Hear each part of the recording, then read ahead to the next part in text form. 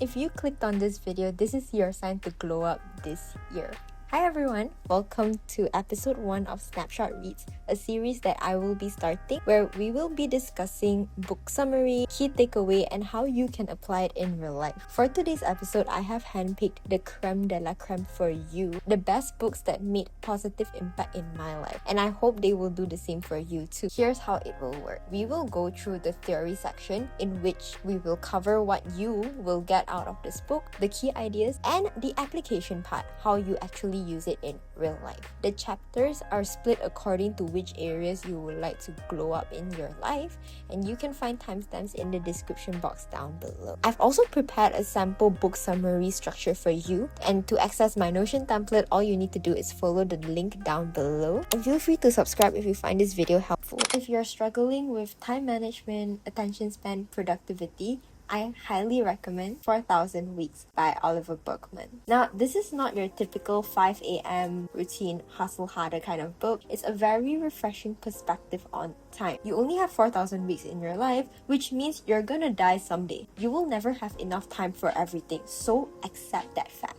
And once you do, you choose what actually matters and choose how you would like to use your time. One thing this book explains really well is how we procrastinate on important tasks by doing tasks that feel productive but aren't urgent or important. For example, your math homework is due tomorrow, but you sit on it. Instead, you do homework for the subject you like, which is due next week. You find yourself finishing your math homework 1 hour before the class. You keep yourself busy by avoiding the real thing, and to fix this, I used 2 techniques from this book, and they genuinely work. The first technique is paying yourself first, and the second technique is to keep a to-do and done list. I have a full step-by-step guide on how to implement both, so feel free to watch that video after this. I've linked it somewhere in the description box below. I put so much work in but no results. What if I told you that you already have what it takes to succeed? A secret weapon that you didn't know existed. And that is the subtitle of this book, The Unfair Advantage by Ash Ali and Hassan Kuba. The idea is that life is unfair. So for the same job, 2 candidates having the exact same qualification, candidate A was chosen due to connections. We all have unfair advantages, a winning edge over others, and this book is about identifying and leveraging on those unfair advantages. The author introduced the Miles framework. Now, you don't need all of them, you just need to recognize the ones that you already have. The book also gives very actionable advice on how you can leverage on your unfair advantage. This book directly contributed to how I earned my first 10,000 using what I already had.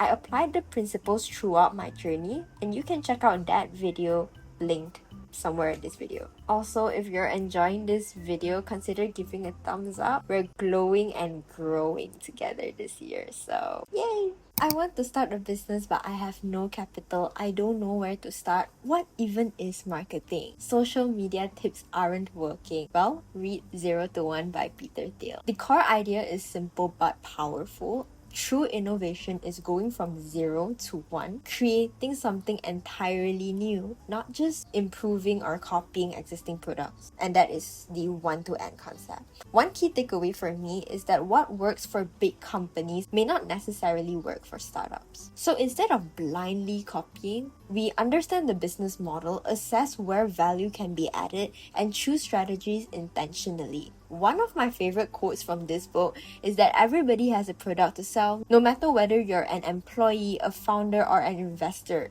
It's true even if your company consists of just you and your computer. Look around. If you don't see any salespeople, you are the salesperson. Snapshot notes wouldn't have existed if it's not for this book, so please read it.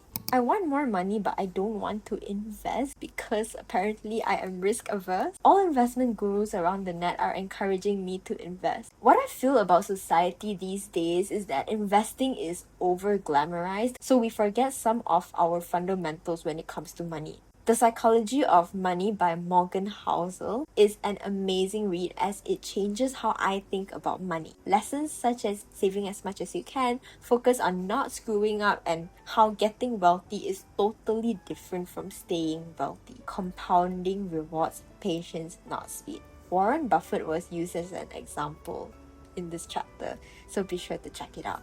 Now, how do we apply what we have learned? If you are someone risk averse like me, you can explore leveraging fixed deposits to keep your savings. Spend on your needs rather than your wants. Let's say if your laptop crashed or doesn't start, buying a personal laptop becomes a need rather than a want, just like how I bought my MacBook. So yeah, here's the list, and there you have it. In this day and age of social media, digitalization, our communication skills are deteriorating. So to improve that, you could read How to Win Friends and Influence People by Dale Carnegie. According to this book, the only way on earth to influence other people is to talk about what they want and show them how to get it. Show respect for the other person's opinion. If you're wrong, quickly admit it. When you immediately say I'm sorry to your boss after a mistake, my boss actually toned down pretty quickly. I apologized with sincerity because what I did was a mistake that cost quite a lot. Of course, things got resolved and we moved on eventually, so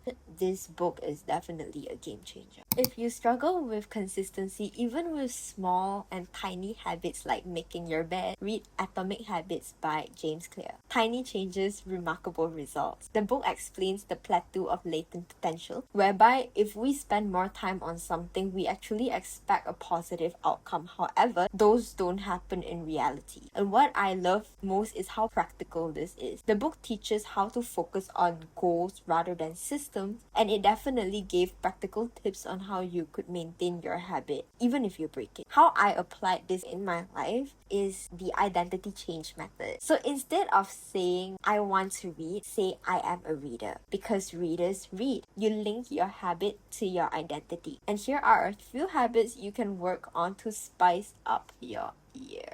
Feel free to take a screenshot of this. Last but not least, why smart people make stupid mistakes and how to make wiser decisions. Read The Intelligence Trap by David Robson. This book illustrates how high IQ can actually fuel stupidity. Being smart doesn't mean you make a good decision. This book also explains why intelligent people still fall into bad thinking patterns and how we can avoid all of those. It also highlighted how to recognize lies and misinformation. This book definitely helped me with the academics part of my life in terms of having a more logical thinking and less of a cognitive bias, making decisions and judgments based on facts. You want to think of both sides of the argument rather than make your whole argument one-sided. Let's look at this question and solve this real quick. Jack is looking at Anne. Anne is looking at George. Jack is married, George is not. And we don't know if Anne is married. Is a married person looking at an unmarried person? You have 3 options. Yes, no, undefined. Pause this video until you have your answer in mind. Now, the answer is yes. In any case, a married person is looking at an unmarried person. In the case where Anne is married, Anne is looking at George, who is unmarried. In the case where Anne is unmarried, Jack is looking at Anne. So in both cases, yes. These are not just books to read, they're books to apply. If you want a real glow up this year, don't just consume, implement. I'll see you in the next class.